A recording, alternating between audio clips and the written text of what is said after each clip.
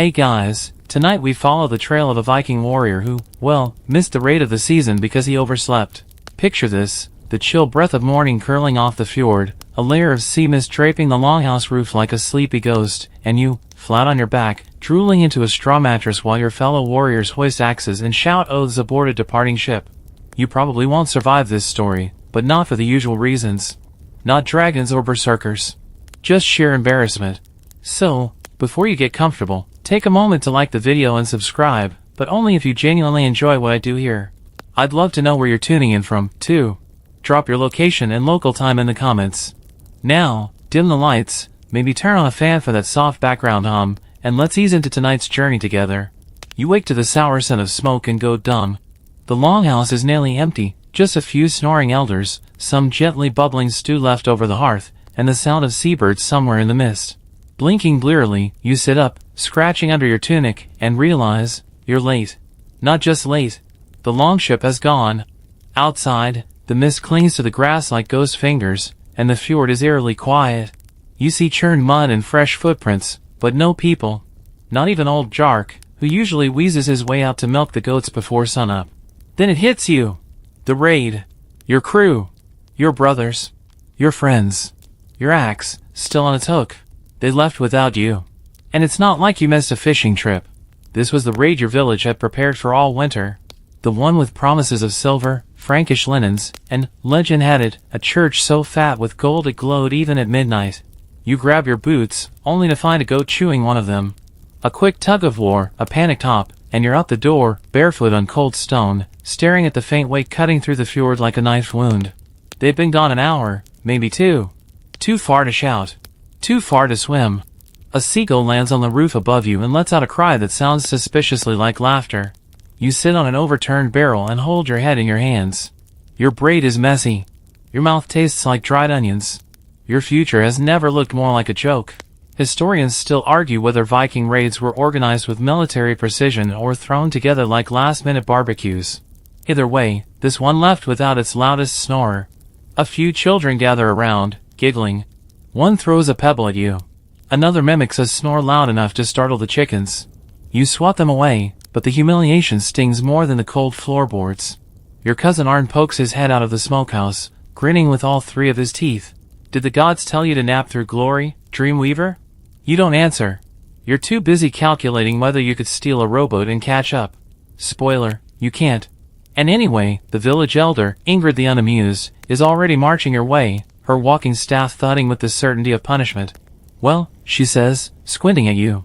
I suppose someone has to clean out the midden heap while the real men are off earning their afterlife. And that's how your day begins. Not with a sword, but with a shovel. Not in battle, but in sludge. Still, not all is lost. Some stories don't start with fire and blood. Some start with oversleeping, a goat-chewed boot, and the creeping suspicion that maybe, just maybe, the Norns have spun a weirder fate for you than you ever imagined. You poke at the remains of breakfast, cold barley mush with a suspicious crunch, while your pride slowly slides into your stomach like a second, heavier meal. The fires burn down to lazy coals, and the longhouse smells like sweat and smoked eel. You scrape together a few fish bones from a chipped bowl and chew mechanically, listening to the echoes of what should have been, the war horn, the clamor of boots, the creak of the longship cutting through morning fog. You missed it! The biggest raid in a generation. Worse, you didn't just miss it. You slept through it. Not exactly the stuff of skaldic poetry. Out the window hole, the fjord gleams like a silver blade. It's calm now, like it knows what it's taken from you. You imagine your friends roaring battle cries, already halfway across the water, their beards bristling, their shields catching the sunrise like dragon scales. And you? You're still picking sleep crust from your eyes and wondering if that crunch was bone or pebble. Historians still argue whether Norse longhouses were communal havens or glorified stables with better roofs. From where you're sitting, beside a half-asleep dog and a pile of yesterday's turnips, it definitely leans toward the latter. You replay the morning, trying to piece it together like a drunken jigsaw. You remember tossing in your furs last night, annoyed at the noisy feast, muttering that you'd just close your eyes for a moment. A dangerous thought. Everyone knows that just a moment in a Viking longhouse can stretch longer than a winter's night. Especially if you curled too close to the hearth and the smoke lulled you into dreams of meat fountains and endless roasted pork.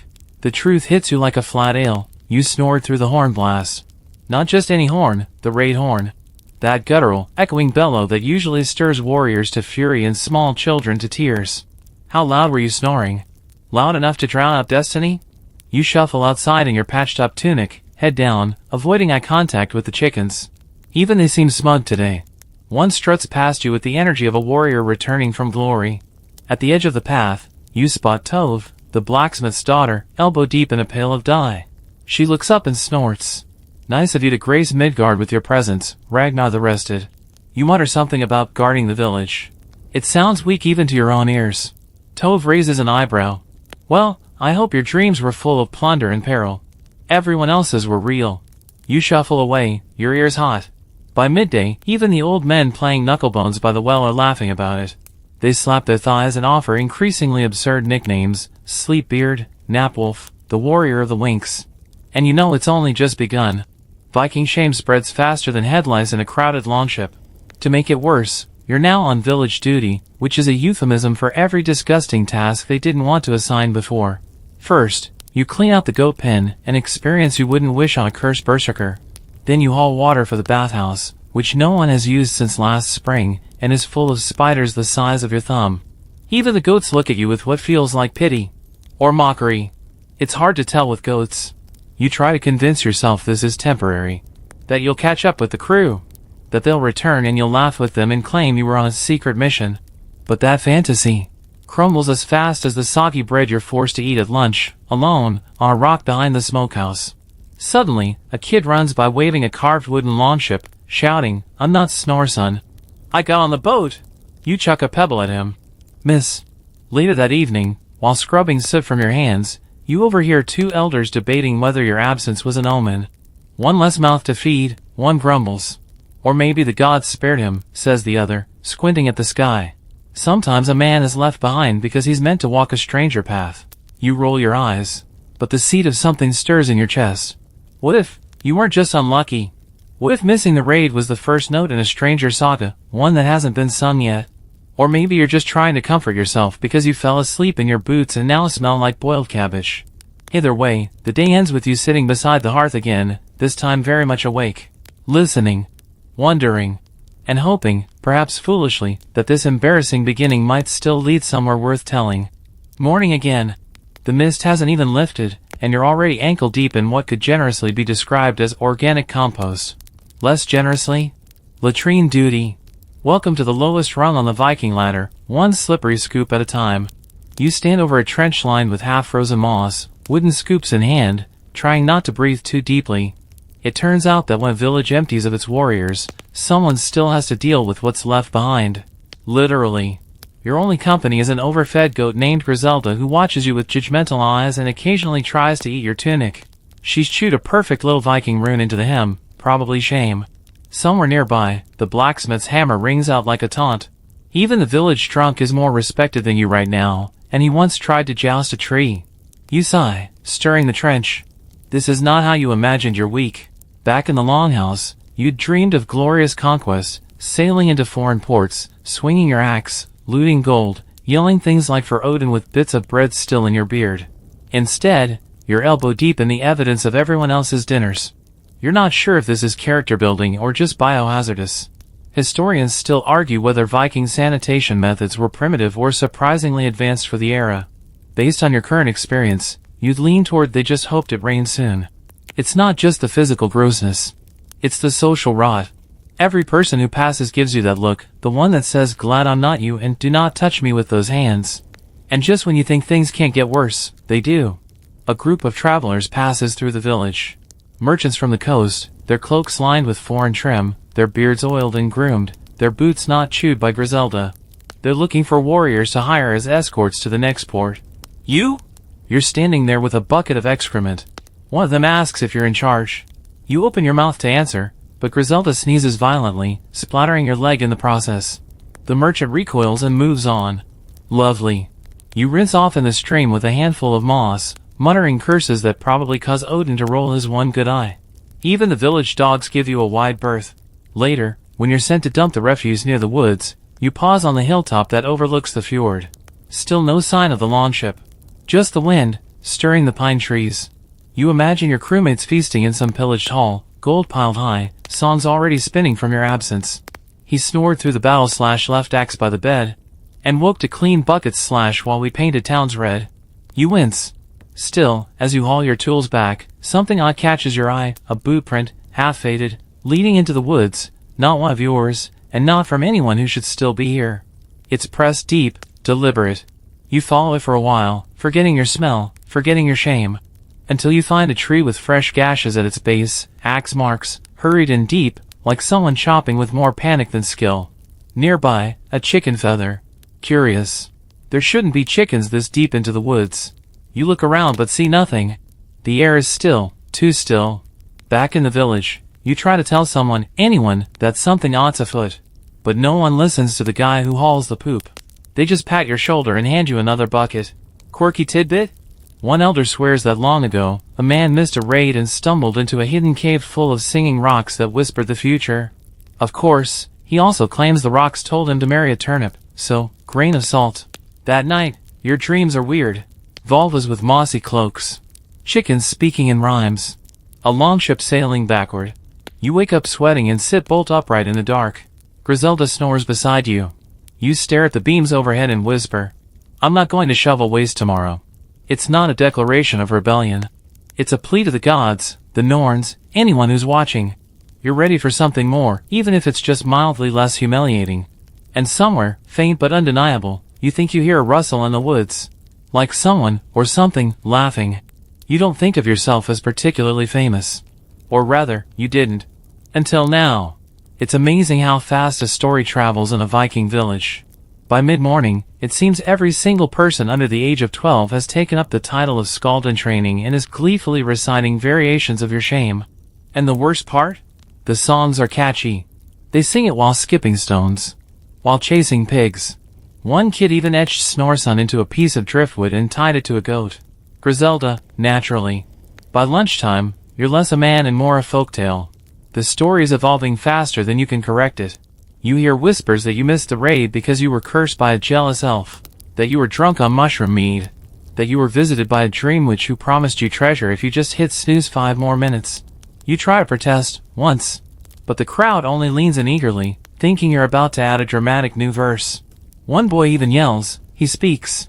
The sleeper speaks, like you're a magical beast from a saga. You slink away, cheeks burning. Historians still argue whether Norse nicknames were terms of endearment or brutal social branding. Based on current evidence, you'd say both, though there's very little endearment in how the village butcher now greets you with an exaggerated yawn every time you pass. Back at the longhouse, you hide in a corner behind a drying rack of fish skins. You consider staying there all day, until the mocking dies down, or you grow old enough to become a respected elder by default. But your mother finds you. She doesn't say anything at first, just hands you a bowl of broth and sits beside you on the floor, her knees popping like dry branches. Then, casually, as if discussing the weather, she says, "You know, your grandfather once slept through a bear attack." You pause mid-slurp. "Big one," she continues. "Huge. Everyone ran. He stayed snoring by the fire. Woke up with bear hair in his beard and thought it was a dream. They teased him for years." "What happened to him?" you ask. "He became a jarl," she says with a shrug. Turns out, the bear didn't bother him. Said he had peaceful energy. You're not sure if she's joking. You never are with your mother. She walks away, leaving you with a bowl, a strange mix of comfort and confusion, and a bit of fish scale on your lip. Later that day, you try to distract yourself by helping old Ingrid sort herbs in her hut. She accepts your help with a grunt and a look that says, "Don't mess this up." You nod solemnly and immediately sneeze into a pile of dried thyme. While you're recovering from that embarrassment, a group of travelers enters the village square. A couple of them wear thick cloaks, and one has a braided beard so long it drags in the mud. They're welcomed warmly, until one of them starts asking for you by name. Not your real name. Your new one. "Snorson," the man bellows, "we heard of your legend even upriver." You blink. Apparently, a merchant who passed through earlier carried the tale with him like a prized relic. Word has spread. A whole new audience is now singing songs about your slumbering disgrace. Some even want you to recount the vision you had that kept you from battle. A couple ask if you were cursed by a witch. One particularly eager woman insists she's having similar dreams and maybe you too are soul-bound. You decline. But something strange begins to bubble in your gut. Not rage. Not shame. Something worse. Recognition. You're becoming famous. Infamous, technically. But fame is fame. And Vikings, as a people, are weirdly flexible with the definitions of glory. Some warriors earn songs by slaying enemies. Some by conquering new lands. And some, apparently, by sleeping so hard they missed history. Later, as you sit under the twilight sky gnawing on a strip of jerky and listening to a skald warble a third-hand version of your story, you wonder if this is what destiny feels like, humiliating, unexpected, and set to the beat of a badly tuned lyre. Then, just as the stars blink awake overhead, someone shouts your name. Your real name. And it's not a child. It's not a skald. It's not even a local. It's your father. He's back early. He's not smiling. Your father's footsteps hit the earth like war drums, steady, deliberate, louder than they should be. You see him now, streaks of mud on his boots, dried blood on his tunic, chainmail still strapped to his shoulders like he didn't even stop to change. His beard is wind-whipped and peppered with ash, and his eyes, well, they're somewhere between mildly disappointed and would fight a thunder god for looking at him wrong. You swallow. Hard. The entire village pauses. Even the goats freeze. Someone drops a ladle in the stew. Your father doesn't speak. He just stands there in the gathering dusk, scanning the crowd until his gaze locks on yours. Then, he crooks a finger. Just one. Come here. And somehow, that's worse than shouting. You follow him past the curious eyes, through the muddy path behind the longhouse, and toward the forge. The familiar smell of burnt iron and sweat hits your nose as the door creaks open. Inside, it's warmer, darker, and no safer. He doesn't look at you. Not yet. Just removes his gauntlets one finger at a time, like he's peeling off battle itself. Then, finally, he speaks. Tell me, he says, voice low and gravelly, did the gods strike you down with a sleep curse? Or are you just a fool? You try to answer, but your voice catches like a fish in a net. I thought I set an alarm boat. He stares. You break. I fell asleep, father. I overslept. He sighs, long and deep. Not angry. Worse. Resigned. You missed the raid, he says. Not just any raid. The raid your grandfather planned before his bones turned to dust. The one meant to remind the coast that our village still breathes fire. The one that mattered. You nod. You want the floor to open and swallow you whole.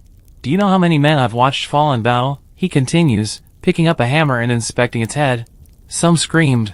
Some laughed. Some welcomed it. None of them slept through it. You want to explain, about the rumors of sabotage, about the strange footprints, about the weird omens. But you don't. Not now. Not with his disappointment still molten hot. He finally turns to you. But you're still here, he says, eyes narrowing. So you'll work. You'll hammer. You'll prove your hands are good for more than scratching your head in the morning.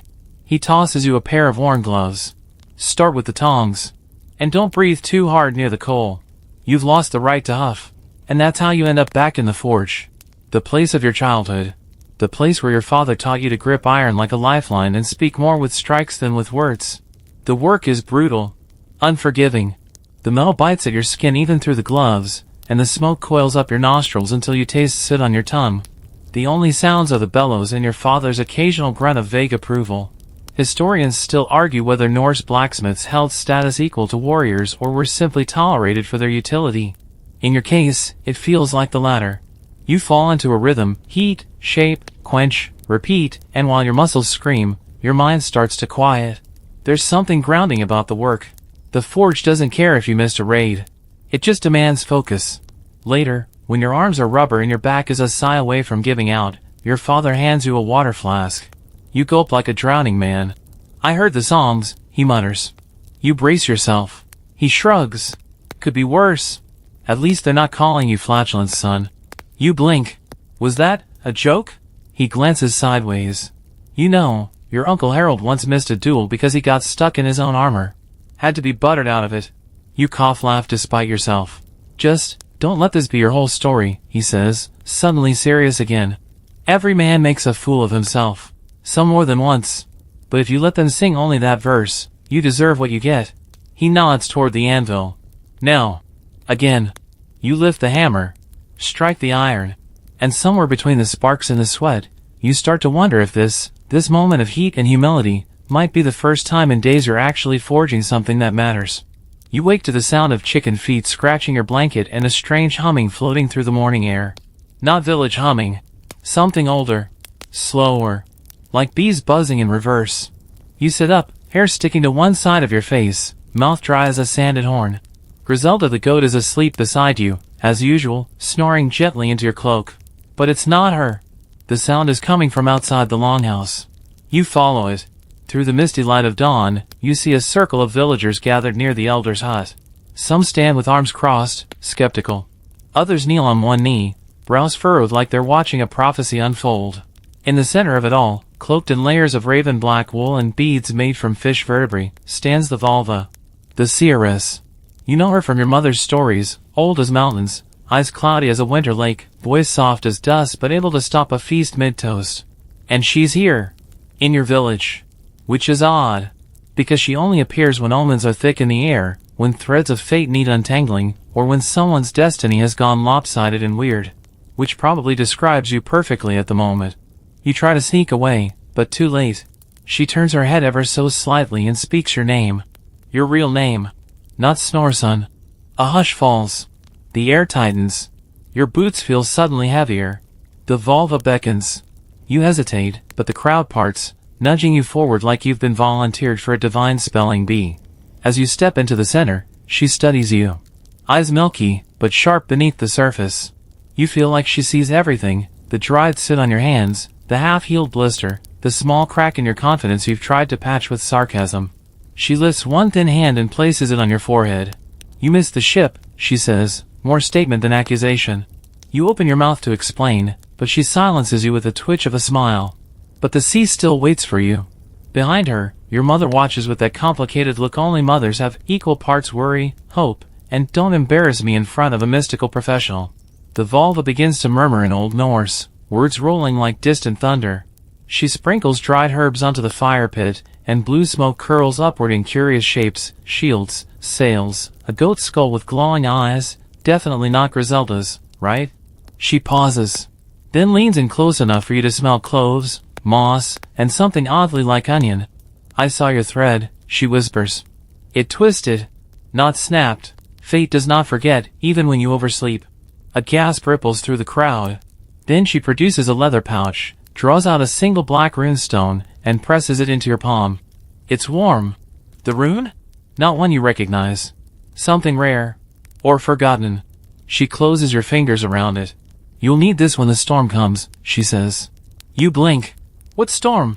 She just chuckles and walks off, her humming resuming, her beads clinking softly like bone chimes. The villagers eye you with new suspicion. Not just the usual teasing now, something deeper. A little fear, even. As if maybe, just maybe, you're carrying something more than shame now. Something bigger than sleep. Historians still argue whether Volvas were revered priestesses or feared witches. Your current experience says, yes. Both. And possibly a third option involving mild psychological warfare. Later that day, you sit by the forge, staring at the rune in your palm. You rub your thumb across its surface, half hoping it will glow or whisper a hint. But it just sits there, smooth, quiet, heavy with maybe. Tove finds you there and flops beside you, tossing you a small bread heel. So, she says, chewing, did the mysterious smoke witch say you were secretly a prince? Or just doomed? Neither, you say. Both? She shrugs. Classic prophecy nonsense. Then she eyes the rune. Want my advice? She adds. Don't keep that in your underwear. My cousin did that once with a lucky stone and developed boils in unfortunate places. Noted.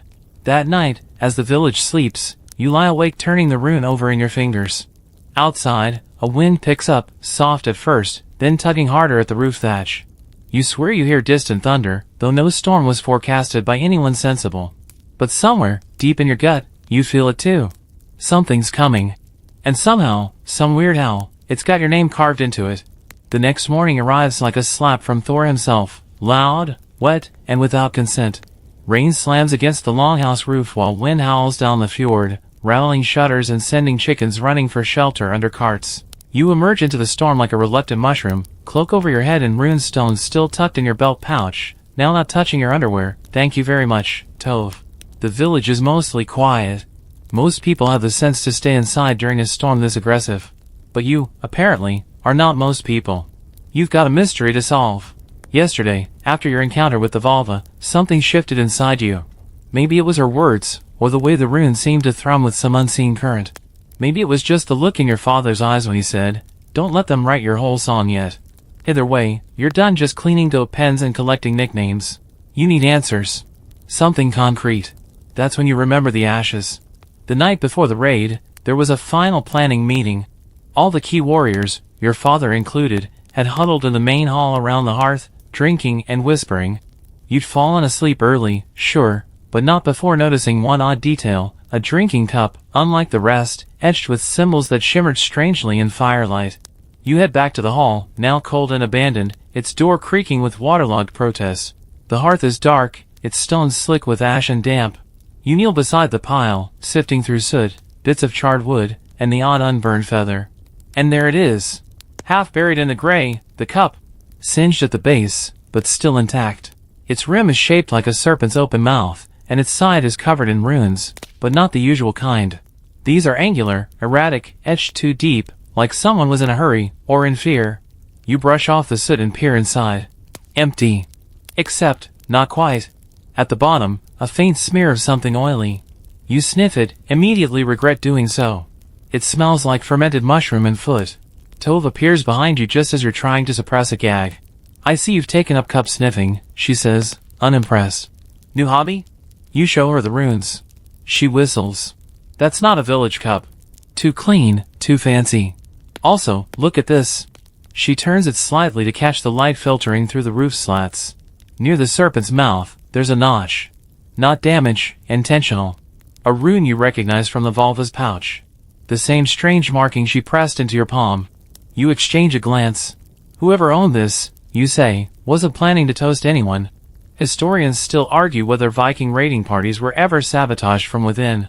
Most raids failed because of bad weather or better defenses, but occasionally, a whisper of betrayal flits through the sagas. Someone bribed. Someone warned. You and Tove scour the room. Behind the feast table, under the fur-lined benches, inside a ceremonial ale cask that might have been recently emptied by teenagers. And there, stuffed beneath a loose floorboard, you find it. A torn scrap of parchment. Faded, but readable. Leave before dawn. South route. Payment after delivery. No witnesses. You both stare at it. "Oh good," Tove mutters. A betrayal note. With convenient directions. Subtle. "Could this be?" You begin. "A setup," she finishes. "Looks like it." Suddenly, the pieces start clicking into place like ship planks. The missing lookout that morning. The boot print in the woods. The panicked axe marks in the tree. The unfamiliar feather. The fact that no one bothered to wake you, even though you're not exactly a quiet sleeper. It wasn't an accident. You weren't forgotten. You were left behind.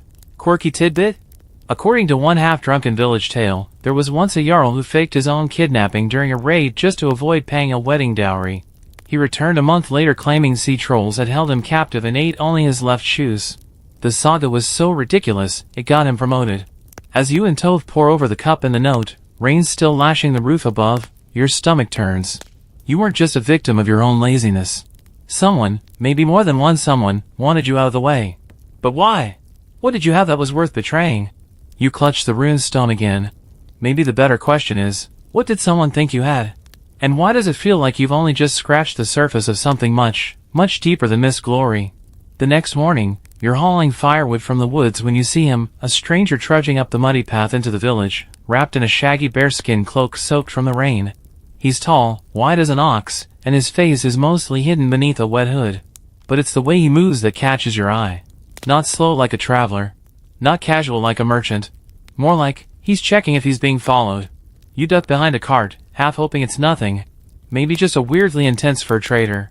But no, you've seen that kind of cloak before, in your father's war chest. It's not decorative. It's worn by those who've hunted something dangerous, and lived. You trail him carefully, pretending to stack wood, until he stops in front of Ingrid's hut. She answers the door before he knocks. That's odd in itself. You can't hear their words clearly, just low murmurs and one brief laugh that sounds like metal on stone. Then he hands her something. A pouch? Coins? His cloak shifts enough for you to glimpse the handle of a long dagger, carved with the same serpent motif as the cup from the hall. Your heart stutters. Later, you corner Ingrid under the pretense of delivering herbs. That traveler, you say casually, seems charming. She narrows her eyes, then shrugs. Didn't get his name. Just asked for directions. Paid me in salt. But her tone is too even. Her eyes linger too long. You've lied before. That's a lie. You storm off, not sure what to do. You're no warrior. You're not a spy. But suddenly, you're the only one who seems to realize something's festering beneath your muddy little village, and no one wants to admit it. You head for Tove. She's in the dye hut, elbow deep in a vat of onion skins and beetroot, face flushed from steam. When you burst in, wild-eyed and soaking, she stares like you've brought a troll into her workspace. Okay, she says. Start with breathing, then maybe words? You spill everything. The bear-cloaked stranger. The serpent-handled dagger. The coin pouch. Ingrid's strange calm. Tove listens, nodding slowly, then pulls off her gloves. You think he's connected to the raid? Or to the reason I missed it, you say. She leans on the table. Well, let's say someone wanted to make sure you weren't there. What could you have possibly ruined? You're not exactly the village's top strategist. Thanks. You're welcome. But think about it, who benefits from you being left behind? You frown. Your first thought is petty. Maybe Arn. He's always mocked you, and he was the last one to see you the night before the raid. But Arnie's too stupid to plan a sabotage. He once accidentally set fire to his own hair trying to light a torch. What about your best friend, Halder? You remember his awkward silence at the feast. How he kept looking at the floor when the plans were discussed. That little moment where he almost said something, then changed his mind. Maybe Halder, you murmur. But why? Tove shrugs. People lie. People want things. Maybe someone promised him silver. Historians still argue whether internal betrayal was rare in Viking society or just underrecorded. Most sagas focus on outside enemies, not knives in the back. But you're starting to believe the deadliest blade isn't swung from across a shield wall, it's slid between your ribs while you're sleeping. That night, you visit your father's forge alone. You slip inside, light a small lamp, and dig through his tools. Under a bench, you find what you're looking for, a worn leather ledger he uses to track commissions. You flip past sword orders, spear repairs, and then, on the final page, a strange entry. HK, personal order. Custom handle. Serpent. No charge. HK Halder. The dagger. The same dagger the bear-cloaked man carried. You stare at the page, your hands trembling. It was custom. Your father made it. For your best friend. For free. But why? You slam the ledger shut so hard the oil lamp flickers. The initials burn in your mind, HK, your friend, Halder Knudsen. You trained together, sparred together, swore oaths together. He once cried when you both cut your palms to become blood brothers, then tried to pass it off as hay fever. And now he's tied to a custom weapon, carried by a stranger, linked to your absence from the raid. You need answers. You march straight through the misty night toward his family's hut, heart thudding so loud it might as well be a war drum. You don't bother with stealth. You want him to see you coming. You want him to have to choose whether to lie to your face. The door creaks open. His sister answers, blinking sleep from her eyes. He's not here, she says, rubbing her neck. He left early.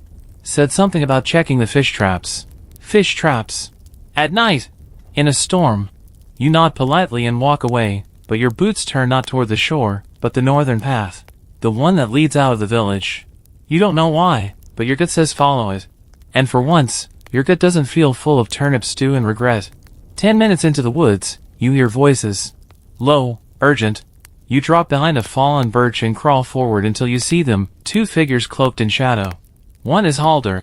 You'd know that round-shouldered stance anywhere. The other is the bearskin stranger, still dripping wet. They're exchanging something small and shiny. Silver. You don't move. You don't breathe. I did what you asked, Halder hisses. He never made it to the ship. And the cup, growls the stranger. Left it in the hearth. No one noticed. A pause. Then a sharp snort. He's nosing around now. You freeze. They're talking about you. You should have ended it, the stranger says. Sleep is not a guarantee. He's my friend, Halder whispers, voice shaking. Then you're weaker than I thought. A pause. Next time, no loose ends. You slip away, moving like your feet are touching the ground. Back through the woods, past the watch post, into the hay shed where your head finally collides with the wall. It's real. He betrayed you. For silver. Possibly for something worse. You feel something in your pocket. The rune stone. You hold it in both hands like it might whisper instructions.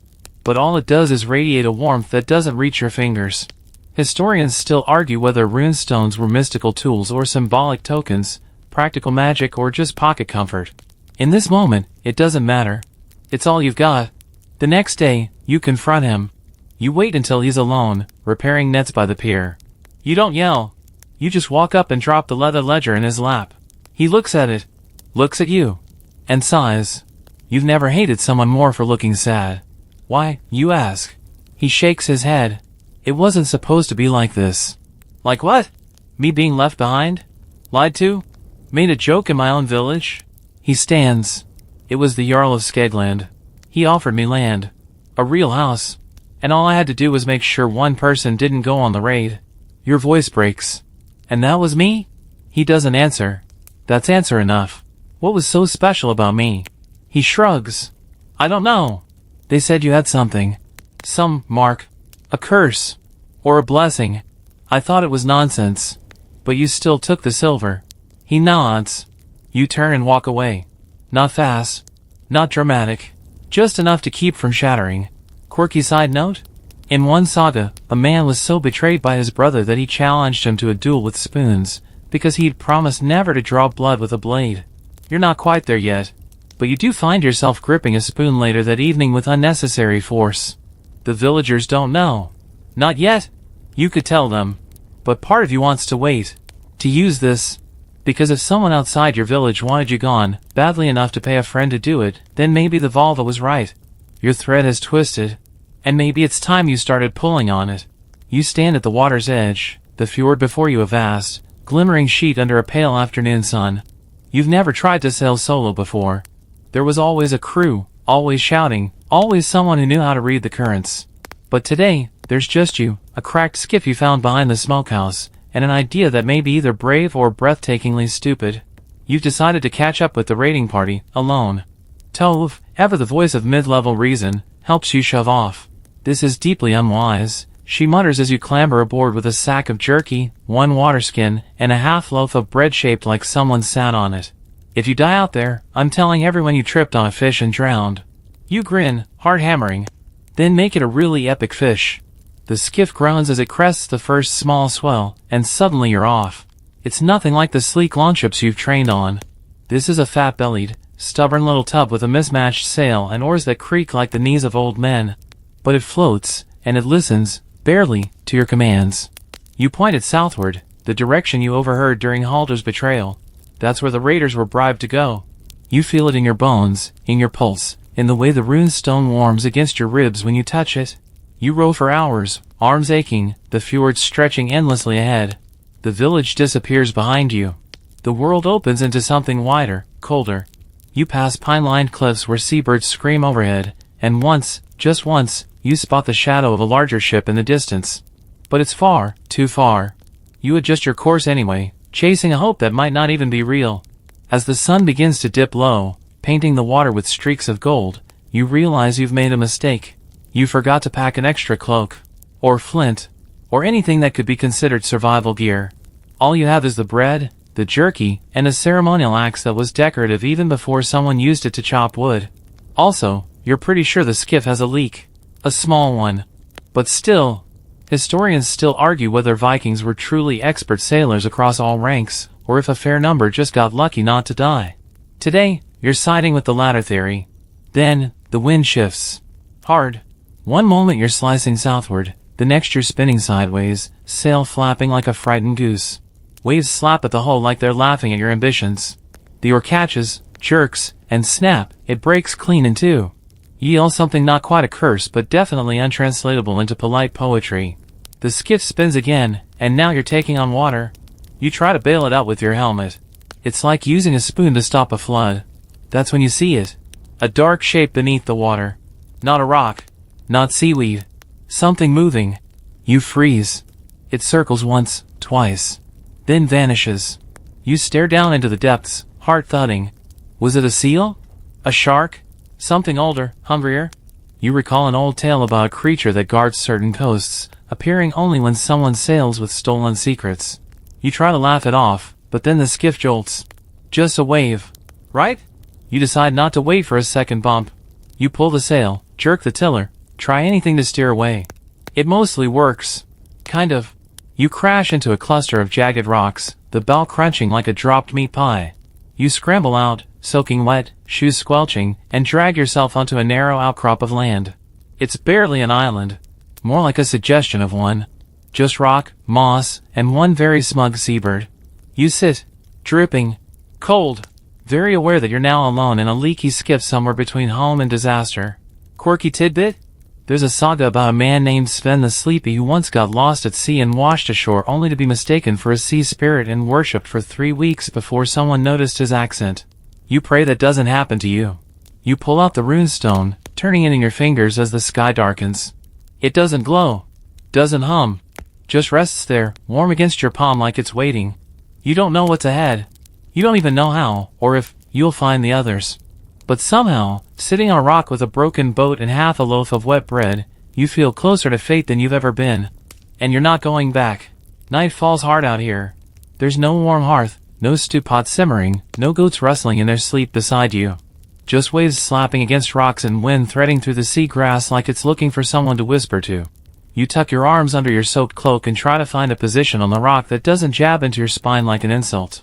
The seabird that's been eyeing you for hours finally settles in, on your boat, naturally. Fantastic. Somewhere in the darkness, something splashes. Loud. Heavy. Not the usual lazy slap of water against shore. This sounds curious. Or worse, purposeful. You grip your axe, the ceremonial one with more polish than bite, and slowly sit up. The waves settle again. You tell yourself it was a seal. Seals exist. Seals are fine.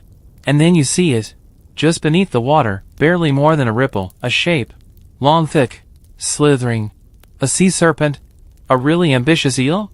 It coils once, then disappears again. You stare so hard your eyes burn. Historians still argue whether Viking tales of sea monsters were metaphorical exaggerations or evidence of now extinct creatures. But in this moment, crouched on a rock in the middle of nowhere with something large circling your wrecked skiff, you lean firmly toward not metaphor. The seabird finally takes off in a flurry of panicked flaps. That's not a good sign. Birds know things. You take a deep breath and stand up, hoping height will help you feel more in control. It does not. The wind picks up again, pushing waves higher against your rock perch. Water creeps up your boots. You realize with an uncomfortable twist that you might not be safe here if the tide rises much more. The skiff? Still wedged on the rocks, but now half submerged. Useless. You start scanning the horizon, any sign of land, a passing ship, even a fishing net to cling to. Nothing. Just cold dark water and a sky full of unhelpful stars. You grip the runestone, trying to will it into doing something. Anything. But it just sits in your hand like a quiet promise no one remembers making. You begin talking to it. If this is fate, could we not do the drown in the ocean chapter? No reply. Typical. Then, another splash. Closer this time. Something breaches. You whirl just in time to see the tail, thick, ridged, and vanishing back into the depths like it's shy. Or plain. You back up until your heels hit the far edge of the outcrop. One more wave and this whole thing goes under. You're running out of options. Running out of land. And that's when you see it. Not in the water. In the air. A flicker of light. Then another. Low on the horizon. A fire? A lantern? A hut? You squint. Yes, definitely firelight. Somewhere east. Close enough to reach if you swim. Or die trying. Quirky tidbit? There's a half-believed legend that the Huldra, the hidden folk, light fires near the sea to lure lost sailors to shore. Sometimes to rescue them. Sometimes to steal their voices and turn them into fish. Odds are about even. You look at your options. Wait here and hope whatever's circling gets bored, or dive into freezing black water and aim for a probably magical fire in the distance. Easy choice. You strip down to your shirt, clutch the runestone in your mouth, and jump. The cold hits like an axe to the chest. Everything tightens. Breathing becomes optional. You kick, arms slicing the dark, each stroke pulling you toward the faint orange glow. Behind you, something churns the water, but you don't look back. Looking back in Norse tales is rarely a good idea. After what feels like forever, or maybe only a dozen panicked breaths, you reach the shore. Stagger up onto wet sand, lungs burning, hands trembling. You collapse. But you're alive. And you're not alone. A small figure steps out from the shadows beyond the firelight. Not tall. Not armed. Wearing a tattered cloak and a hat that might be made of bark and bad attitude. They speak without preamble. You swam through the dark? You cough. Kind of had to. They nod slowly. Then you're either very brave, or very, very lost. You hold up the runestone, looking for answers. The figure eyes it, then turns, beckoning you toward the fire. You might just get them, they mutter. But not the ones you wanted. The fire is small, just a flickering heap of coals tucked beneath an overhang of rock, like it's trying not to be noticed by the night. You kneel beside it, soaking, shaking, and half convinced your bones are made of cold now. The figure who greeted you sits opposite, legs folded, eyes reflecting the firelight like a cat's. Their cloak steams gently as the warmth reaches it, but the rest of them is still unsilent. You've finally taken your surroundings. This island, if you can call it that, is little more than a lump of moss and black stone. No trees. No huts. Just a crude stone circle around the fire, a woven mat or two, and bundles of herbs hanging from sticks that don't look entirely natural. You get the feeling the island wasn't always here. Or perhaps it's only here for people like you. The figure offers you a cracked cup filled with something warm and foul-smelling. You drink anyway. It tastes like mud and licorice. Immediately, your insides stop shivering. The cup may be cursed, but it works. I'm not here by accident, you say, voice hoarse. The figure doesn't laugh, but their mouth twitches. No one ends up here because of good choices. I'm looking for raiders. One of them betrayed me. The rest might be in danger. Everyone's in danger, they say flatly. Some just haven't noticed yet. You reach for your runestone and place it on the rock between you. It seems to pulse once, barely perceptible, like it's waking up. The figure leans forward and examines it with something close to reverence. Ah, they murmur. So it was you. Me? The sleeper. The one who stayed behind. You blink. How do you know that? The figure shrugs. Word travels. Especially when whispered by those who don't use mouths. That's not concerning at all. Historians still argue whether the Norse believed in actual sea spirits or if such stories were metaphors for natural dangers. Sitting here, you decide it doesn't matter. This island, this person, feels halfway between both. They reach into a pouch and pull out a small bundle wrapped in seaweed. Inside, another runestone. But this one's cracked, its lines spidering outward like lightning frozen in stone. Yours is whole, the figure says. That means the path hasn't broken yet. You talk like you know where it leads. I don't, they say. But the stone does. Great, you mutter. And how do I get it to talk back? They smile then, an eerie, slow stretch of mouth that feels like it's forgotten how to do joy properly. You listen. You let it pull. And you survive what comes next. Which is, of course, incredibly comforting. You sleep beside the fire that night. The wind howls above, but it never touches you. You dream in symbols, spirals, knots, eyes that blink open beneath waves. At one point, a voice says, not all storms are weather. You wake gasping. The figure is already packing. You'll need to leave soon, they say. The tide's changing. But my boat's wrecked. They gesture toward the other side of the island. You follow them there and blink in disbelief.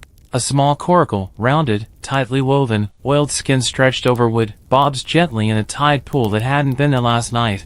It's not fast, they admit, but it knows where to go. How comforting. They pause before you climb in. When you get there, wherever there ends up being, remember, not everyone with a sword is your enemy. And not everyone without one is your friend. Couldn't that have come before the betrayal? They shrug. Would you have listened? Touché. You climb into the coracle, holding your rune like a compass that doesn't point north. The current grabs the little vessel and pulls it out beyond the rocks, into the sea. You glance back once, but the island's already gone. Vanished. Or maybe never there at all. Quirky tidbit? There's a saga about an island that appears only to the lost, where time stops and memory bends. Most say it's a myth. But tonight, as the stars gleam like distant eyes overhead, you're not so sure. Ahead, the horizon glows faintly. You paddle toward it, one breath at a time. Dawn creeps in like a cautious thief, smearing the sky with pale streaks of silver and peach as your coracle bobs gently in a narrow inlet. The horizon is clearer now, no fog, no shape-shifting coastlines, no eldritch seabirds mocking your rowing technique. Just a crescent of land ahead, rising from the water like the back of some ancient sea beast, mottled with pine and stone. You drift forward, or tucked under your arm, runestone warm against your chest like it's guiding you. or judging your navigation skills. The current pulls you toward a gap in the rocky shoreline. Not a bay, exactly. More like a den in the world, with cliffs that rise sharply on either side. You maneuver the coracle into the narrow mouth and suddenly the wind cuts off like someone closed a door. The air inside is still. Too still. You step out, boots squelching on moss-covered stone, and begin walking. The cliffs are closed now, towering above, their walls slick with dew and old lichen. Ravens perch silently on ledges, heads tilted like spectators at an unusually quiet duel. You follow the path because there's no other choice. It winds between the cliffs until you reach a wide shelf of stone, and there it is. A hut, if you can call it that. More of a lump, really. Half buried in moss and twisted roots, its roof sagging under years of leaffall, its door hanging slightly open like it's waiting for someone dumb enough to enter. You, apparently. You push it open and step inside. The air smells of damp wool and forgotten stew. The interior is cluttered, jars of unidentifiable substances on crooked shelves, animal skulls hanging from strings, a stack of carved stones near the hearth that seem to hum when you get too close. But what stops you cold is the bed in the corner. Occupied. You inch forward. The figures, yes, figures, plural, lie nestled in layers of moss and fur. 3 of them. Human-shaped, but too still. Too neatly arranged. One has a beard woven with dried seaweed. Another clutches a spoon and a small bell. The third, you're pretty sure she has feathers.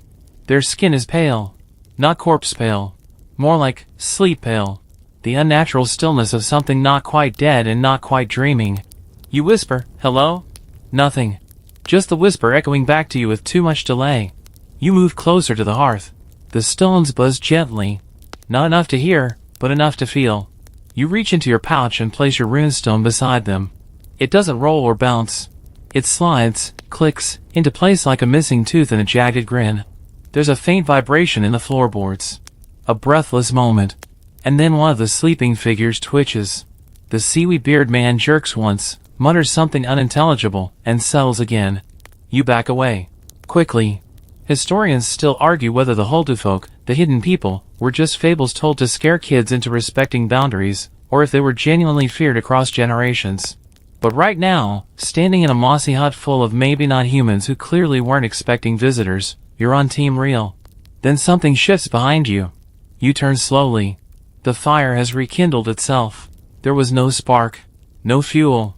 Just a low, greenish flame dancing quietly in the hearth. The carved stones around it seem to glow now, pulsing like heartbeats. Or warnings. You try to leave, but the doorway isn't where it was. The walls have subtly changed. The hut is deeper now. Or you're not where you were. You spin around, searching for something to ground you, and your eyes land on a small wooden bowl sitting on the hearth, filled with what looks like berries and something that could be milk. A bowl you know wasn't there before. A note carved into the table beneath it. Eat. Or don't. But the path is paid in full. You hesitate. Logic screams no. But the runestone is vibrating in your pouch again, and your gut says this is part of the thread. You pick up the bowl and take a single bite. It's cold. Sweet. Vaguely minty. And then you're not standing anymore. You're falling. Or floating. You're somewhere else entirely. A hall made of trees. A river running backward. A voice, old and many, whispering a name that is almost yours. Quirky tidbit? In an obscure saga barely anyone reads, a hero eats dream fruit in a forest and wakes up 3 days later with a new name, a tattoo of a raven on his back, and a complete understanding of horse language. You don't understand horses. Yet. But when you blink and the hut returns, all 3 sleeping figures are sitting up. And they're looking right at you. The 3 figures stare at you with eyes that don't blink. Not malicious, not exactly welcoming either, just old. As if they remember things the trees have forgotten. Seaweed Beard clears his throat and says, well, that took long enough. His voice is thick, not with sleep but with centuries. The feathered woman snorts, pushes herself up, and begins poking at the fire like it's an annoying pet. The spoon-clutching man, smaller than the rest, just tilts his head at you and whispers, do you know why you're here? You don't. Not really. But you say the only thing that feels true. I think someone tried to keep me from being where I was meant to be. Seaweed Beard nods. Good. Start with truth. It's rare enough in men who seek the old paths. The hut feels different now, like it's breathing around you. The air tastes of salt and iron and damp wood. You ask, who are you? Feathered woman laughs. Names aren't useful here. But if it helps, you can call me Gull. She gestures to Seaweed Beard. That's Nar. And the spoon mumbler is Soup, says the small man, cheerfully. Call me Soup. You pause.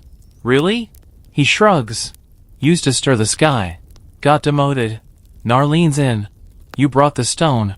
You hand it over. He places it next to the others, now forming a partial circle on the hearth. One piece left, he murmurs. Then it opens. You ask, opens what? Gull glances at you, one eye sharper than the other. The thread that binds your fate to the storm. Which storm, you ask? The one coming, says Soup, cheerfully. Obviously. You're not helping, says Gull. I'm always helping. In my own way. Nar taps one of the stones and mutters something under his breath. A gust of wind rattles the hut, though the door doesn't move. You ask them why someone would sabotage the raid. Why you were left behind. Why anyone would think a barely competent blacksmith's son mattered that much. Because someone else thinks you're dangerous, says Nar. Not now. Not yet. But you have something they fear. Something that hasn't awakened. What is it? Gull shrugs. Depends who you ask. Some say it's a bloodline. Some say it's a word. Others believe it's just bad timing wrapped in prophecy. All I know is, Soup says, you've been marked. Not by us. Not by the gods. But by fate. And fate, when poked, tends to poke back. You suddenly feel very small. You admit this. They all nod, please. That's the right way to start, Nar says. All the worst heroes began with panic and confusion. And goats, adds Soup. Often goats. Gull crouches beside you. You want to reach the raiders. You want to stop what's coming. Then you need to carry the circle to its end. Where's the last piece, you ask. Nar answers, with the one who took your place. You feel the words sink in. Someone didn't just remove you. They replaced you. Someone on that raid is wearing your role, your spot, maybe even your fate. What happens if they activate the circle before I do? Gull looks at you evenly. Then the storm becomes theirs. And whatever it destroys, will be on your name. Quirky tidbit? There's a myth in the eastern fjords about a man who cheated fate by replacing himself with a goat in all social situations. The goat lived a long, confusing life and was eventually made mayor. You doubt that'll work for you. So how do I find the last stone, you ask? Nar hands you a small pouch, filled with crushed herb and something that smells like old thunder. Burn this when you're close. If the air tastes of iron and the shadows crawl sideways, you're near. Soup hands you a walking stick with strange carvings along its shaft, for the path ahead. And for hitting things, if diplomacy fails. Which it usually does, Gull mutters. They lead you out of the hut. Outside, the light has shifted. The path back to the cove is clear now. The coracle waits, tucked neatly in a pocket of tide. You glance back. The hut is gone. Just moss, stone, and 3 sets of faint footprints fading fast. You step into the boat. The ruined stone pulses once in your pouch. South again. Toward the raid. Toward the one who wears your fate like a stolen cloak. And the storm that is no longer waiting. The coastline slides by as the coracle glides south, hugging the edge of the fjord where cliffs give way to low hills and the occasional stubborn pine clawing into stone. You paddle, one stroke at a time, each pull of the oar a whisper of muscle and will. The ruined stone rests in your pouch like a second heartbeat, heavy with promise. You're tired, sore, and more than a little uncertain of what you'll find, but the fog of confusion that clouded your thoughts days ago is finally lifting. The pieces are starting to fit together. You spot the smoke first. A faint, gray smear on the horizon, smudging the otherwise pristine sky. Then the sounds, distant cries, metal on metal, the roar of something collapsing. As you draw closer, the full scene unfolds. It's not a battlefield. It's a ruin. The village your crew raided, or tried to, is in shambles. Thatched roofs collapse, carts overturned, half-burned timbers scattered like broken ribs. The longhouse lies in a charred heap, still coughing smoke into the air. You steer the coracle ashore and step onto the muddy beach, keeping low, every instinct buzzing. You're not sure who's left standing, or if they're friend or foe. You move through the remains quietly, picking your way past broken crates and spilled grain. It's eerily silent, like the storm already passed and left no one to argue with it. But you find signs. A shattered shield with your village's crest. A bloodied helm you recognize, Arnie's. No body nearby, just the dented metal, cracked along the brow as if split by something sharp and personal. You hear footsteps. Not many. One pair. You duck behind a collapsed fence just as someone rounds the corner of a scorched building. Tall, cloaked, familiar. It's Halder. His beard is ash-streaked, his face gaunt, and his eyes dart like a thief's. He moves like someone who survived not just a fight but consequence. You follow him, silent as moss. He heads toward a half-buried structure at the edge of the village, a church, maybe. Its wooden doors hang crooked on broken hinges. He slips inside. You creep up behind and peer in. Inside is chaos, shattered pews, upended barrels, and in the center, an altar drenched in wax and blood. But it's not the mess that steals your breath, it's what lies atop the altar. A small stone, gray-black, lined with a spiral so fine it looks like it was etched by wind. The final rune. And Halder is holding it. He turns suddenly. Sees you. Of course it's you, he says. No shock. No panic. Just weary inevitability. You took everything, you say. My place. My name. My fate. He looks down at the stone. I didn't want it. I just followed orders.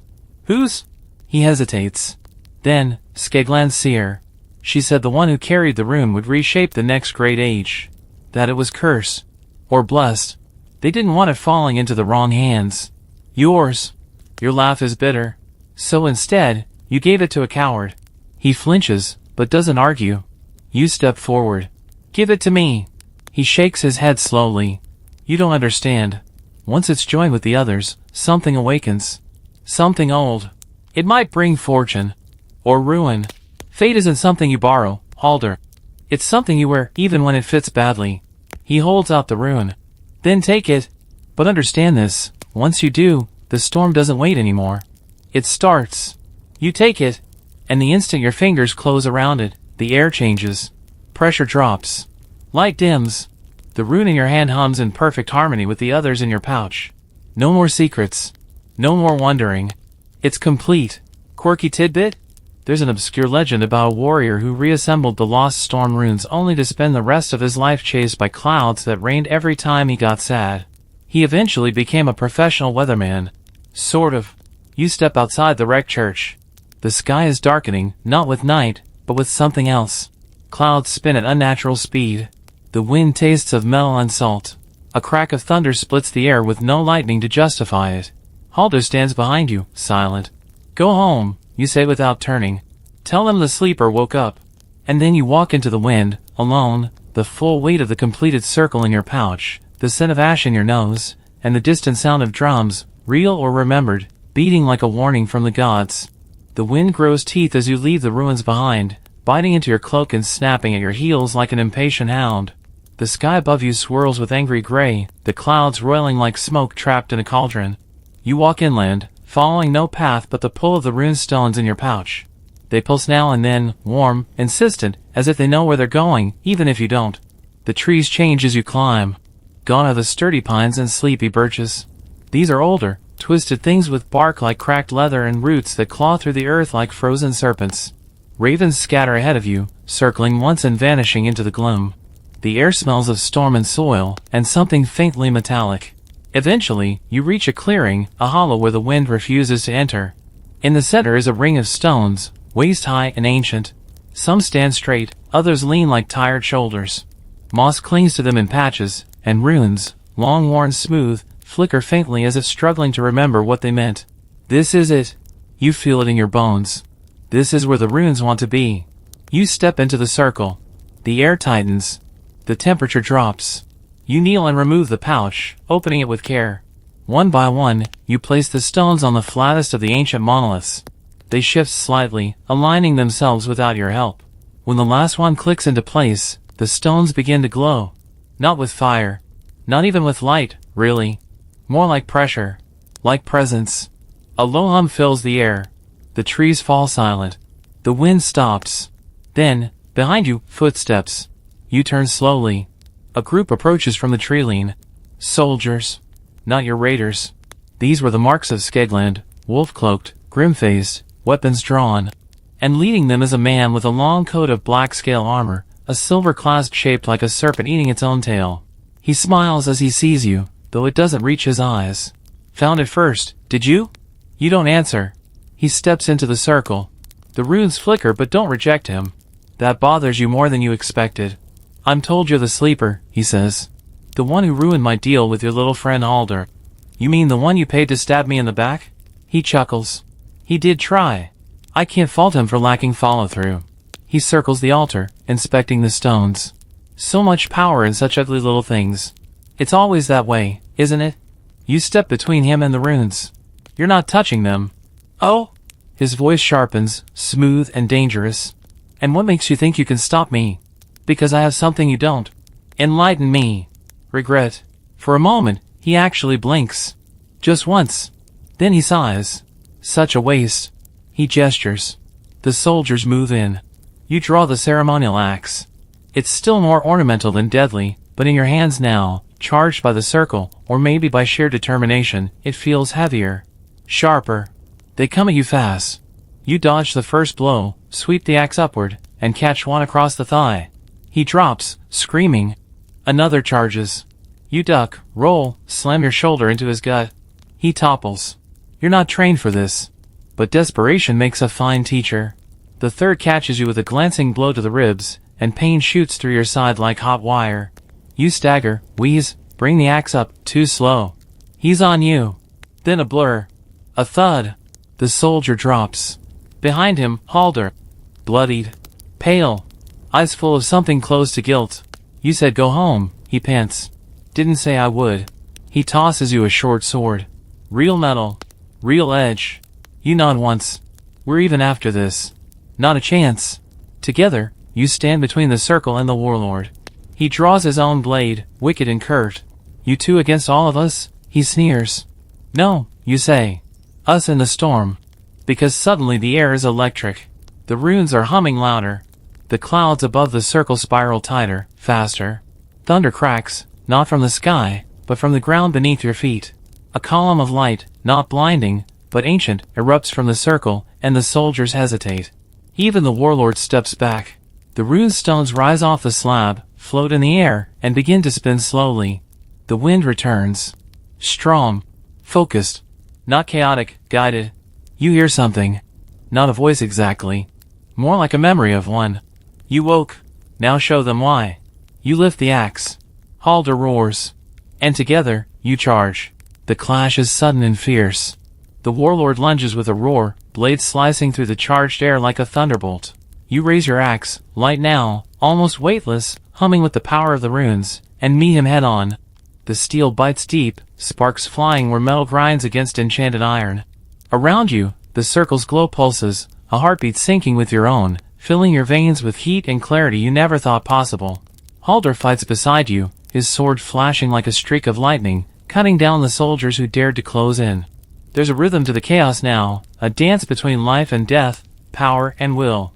You feel the storm inside you surge, a force wild and unpredictable, yet strangely tethered to your every breath. For a moment, you forget your shame, your failures, the nights spent shoveling refuse and drowning in embarrassment. All that matters is the fight, the roar of wind, the crackling energy that courses through your limbs like liquid fire. The warlord snarls, circling, searching for a weakness. You spot it, a slight hesitation, a flicker of doubt in his eyes. He underestimates you. A mistake. You press forward, swinging the axe with all your might, the runes blazing bright. The weapon connects with his shoulder, knocking him back with a grunt of pain. He stumbles, then recovers, but you see the shift. The battle is no longer just physical, it's a clash of fates. Suddenly, the sky above tears open in a deafening crack, and lightning dances across the swirling clouds, illuminating the battlefield in stark, electric white. The air thrums with raw energy, and the wind howls like a living thing, bending around you, protecting you. Halder shouts, "Now!" before he regains his senses. You nod, heart pounding, and rush forward. The warlord steadies himself, but the combined force of your enchanted axe and Halder's blade overwhelms him. He falls to his knees, clutching his wounds, face twisted in rage and disbelief. You cannot stop the storm, he spits, blood dripping from his lips. But you know better. The storm isn't coming to destroy, it's coming to cleanse, to reshape. With a final surge of strength, you raise your axe high, the runes glowing fiercely, and bring it down. The impact sends a shockwave rippling through the circle, lightning splitting the sky, thunder shaking the earth beneath your feet. The warlord's scream is swallowed by the roaring wind. As the storm subsides, silence falls over the clearing. The soldiers lie defeated or fleeing into the shadows, and the runes settle back onto the stone slab, their glow fading into a soft, steady pulse. You stand, chest heaving, the weight of what just happened settling like a cloak around your shoulders. Halder approaches, wiping sweat and blood from his brow. You did it, he says, a rare smile breaking through his grime.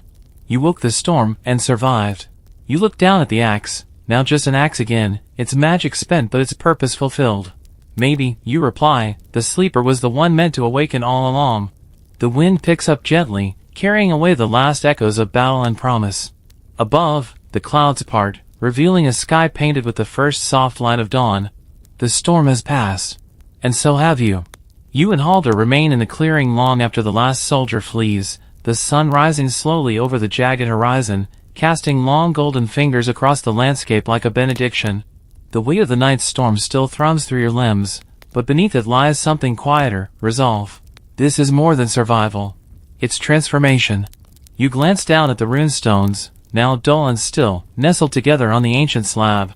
Their magic has woven itself into you, threading a new story through your veins, one you never expected to live but now can't imagine living without. Halder sits beside you, exhaustion finally catching up. I never believed the stories, he says quietly, eyes on the stones. That a sleeper could awaken such power. That fate could be so alive. You nod, understanding the weight behind his words. You were never meant to be just another raider, lost in the chaos of battle. You were meant for something more complicated, more mysterious, a keeper of a storm, a bearer of runes, a man who woke too late but just in time.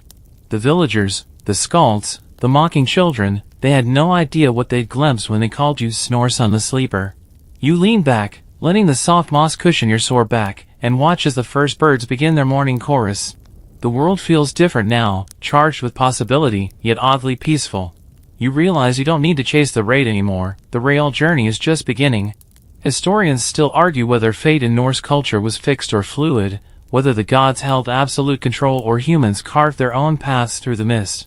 You know one thing for certain, your path has been crooked, unexpected, and infinitely strange, but it's yours. And it's far from over. Just then, Toe's voice breaks through your thoughts, calling from the edge of the clearing. She's followed you here, as stubborn and sharp as ever, holding a small bundle wrapped in linen. You look like you fought a storm and won, she teases, offering you the package. Inside, you find simple bread, smoked fish, and a small flask of mead, the kind only your mother makes, sweet and warming. It's a reminder of home, of life beyond battles and curses. You smile and take a long drink from the flask, the honeyed warmth spreading through you like a quiet victory. So, what now? You ask her, eyes drifting toward the rising sun. She shrugs, a mischievous glint in her gaze. Now, we tell the story. The real story. The one about the Viking who missed a raid, survived a curse, woke a storm, and maybe, just maybe, saved us all in the process. You laugh, a sound rusty from disuse but genuine, and feel a flicker of hope. The saga isn't over. It's just beginning. The road ahead will be long and uncertain, but for the first time in a long time, you're ready to walk it. Because sometimes, the greatest raid isn't on distant shores. It's the journey within, the awakening of something wild, fierce, and entirely your own. And maybe, just maybe, that's a story worth telling after all. Days pass, but the events of the storm remain vivid in your mind like carvings etched into stone. The village awaits your return, and while you know some will still chuckle at the nickname Snorson, others, those who have seen the shifting tides of fate, will watch with newfound respect. You carry the weight of the runes not just as a burden, but as a symbol of survival and transformation. You walk through familiar paths, yet everything seems changed, the air denser, the colors sharper, the whispers in the wind carrying secrets just beyond comprehension. Tove walks beside you, a steadfast presence through the uncertainty, reminding you that even the strangest tales need friends to keep them grounded. At the forge, your father watches silently as you pick up the hammer again, the familiar heat of the fire welcoming you back as both son and warrior. You were gone a long time, he says simply, and there's no need for more. You understand. The shame of missed raids has been replaced by the quiet power of endured storms. The village gathers that evening for a feast, not to mock, but to celebrate, not just your survival, but the new legend you carry. Skalds, once skeptical, now seek your story, eager to weave it into sagas sung across the fjords. Children look up at you with awe, while elders nod with the knowing that fate's twists often come disguised as folly. You sit by the fire, watching the flames dance, feeling the runestones pulse softly beneath your tunic. They remind you that your journey is far from over. There are more storms to face, more paths to walk, some dark, some bright, all unpredictable. But for the first time, you embrace the unknown with open arms. You realize that missing the raid was not the end, but the beginning of a story greater than you could have imagined. Historians still debate whether fate is written in stone or shaped by choice, but your life now straddles both, proof that even the sleepiest among us can awaken to change the world. As the night deepens, you feel a quiet peace settling over you, a gentle hum that promises more adventures, more challenges, and more growth. The song of the Viking who missed the raid is no longer one of failure, but of resilience and transformation. And as the stars will overhead, you whisper to the night, I may have slept in, but I'm wide awake now. Quirky tidbit? Some say the gods have a strange sense of humor, choosing the least likely heroes to shake the world. Maybe they just like a good nap before the storm. Years pass, and your tale becomes a whispered legend, not just in your village, but along every fjord and river where Viking ships dare to sail. They speak of the sleeper who awoke the storm, the man who missed the raid but changed the course of fate itself. You walk those paths many times over, older now, your hair touched with silver and your hands marked by both battle and craft. The nickname Snorsun lingers, but it's worn like a badge rather than a brand, a reminder of how even mistakes can lead to greatness. Children gather around you, wide-eyed, begging for stories of the hidden island, the strange runes, and the battle beneath the swirling skies. You tell them, sometimes with a wink, sometimes with a sigh, always with a smile that knows the weight beneath the words. You tell them about the Volva's warning, the bear-cloaked stranger, and the betrayal of a friend. But you also tell them about the coracle that carried you to an unknown shore, about the hidden folk who taught you secrets older than the mountains, and about the power that waited in quiet places, waiting for the right moment to roar. Historians still argue whether your story is fact, fiction, or something in between. Some say the runes were magic, others say they were symbols of courage and hope. Some believe the storm was a real tempest, others say it was the storm inside you, unleashed at last. But none can deny the truth of your journey, that the greatest battles aren't always fought on distant shores or in the heat of war, they are fought within, in the shadows of doubt and the courage to rise after falling. You remember the faces of those who doubted you, the mocking children, the heavy silences at the feast. And you feel no bitterness, only gratitude. Because you learn that sometimes, missing the raid isn't failure. It's preparation. For a destiny that can't be rushed, a saga that unfolds in its own strange rhythm. As twilight falls over the fjord and the first stars blink awake, you stand at the water's edge once more. The sea stretches before you, vast and unknowable. You smile, feeling the gentle pulse of the runestones hidden beneath your cloak. The world is wide, the future uncertain, and the storm still whispers your name. You take a deep breath, the salt air filling your lungs, and step forward, not as the Viking who slept in, but as the one who woke. Quirky tidbit? In some parts of the north, they say the spirits of those who miss the call become guardians of the unseen, quiet, watchful, and unexpectedly powerful. Maybe that's you now. Or maybe you're just someone who finally learned to wake up when it really counted.